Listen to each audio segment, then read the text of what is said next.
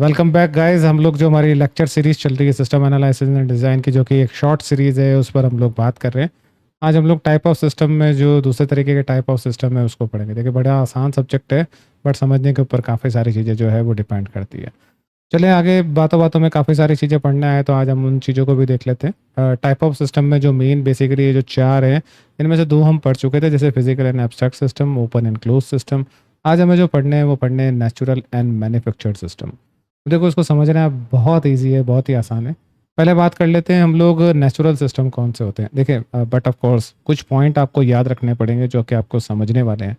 पहली चीज़, natural systems वो होंगे जो कि नेचर ने बनाए हैं। ह्यूमन का इसमें कोई इंटरवेंशंस नहीं होगा, इंटरफेयर नहीं होगा। ये इटसेल्फ ऑटोमेटिकली होंगे, सेल्फ रेगुलेटिंग होंगे, और एक तरीके से देखा जाए तो अपने आप ही रन करते चले। आप बोलेंगे यार सर ऐसे कौन से सिस्टम है, जैसे आपके पास इसमें इको सिस्टम है, ऑटोमेटिकली चलता रहता है, नेचर के थ्रू क्रिएट करा हुआ है अपने यहाँ पे। वाटर साइकिल देखा होगा आपने, जैसे कैसे इवोपरेशंस होना, फिर उसके बाद में वापस रेन क्लाउड्स बनना, देन रेनिंग होना। तो एक तरीके से अगर देखा जाए water cycle, that is an example of a natural system. साथ में और देखेंगे सोलर सिस्टम। देखिए, आप में से मैं कोई भी सोलर सिस्टम को रन नहीं करता है, we are the part of this.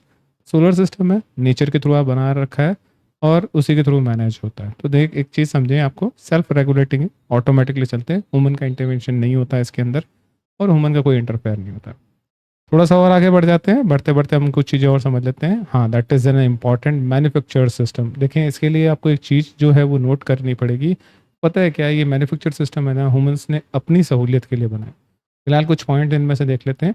ऐसे सिस्टम जो मेन मेड हो, मेन्स के थ्रू बना रखे हैं, खुद ने बना रखे हो अपनी सहूलियत के लिए, वो मेन मैन्युफैक्चर्ड सिस्टम्स कहलाते हैं। साथ ही साथ अगर देखेंगे तो मैन्युअर सिस्टम जो होते हैं उन्हें हम लोग आर्टिफिशियल सिस्टम्स भी कहते हैं। और सबसे स्पेशल थॉट जो मैंने आपको बोला था, ह्यूमंस ने क्रिएट कर रखे हैं कोई स्पेसिफिक गोल या स्पेसिफिक ऑब्जेक्ट अपनी कोई स्पेसिफिक प्रॉब्लम को सॉल्व करने के लिए। जैसे इसमें एग्जांपल देख लेते हैं, जैसे रेलवे सिस्टम से हैं।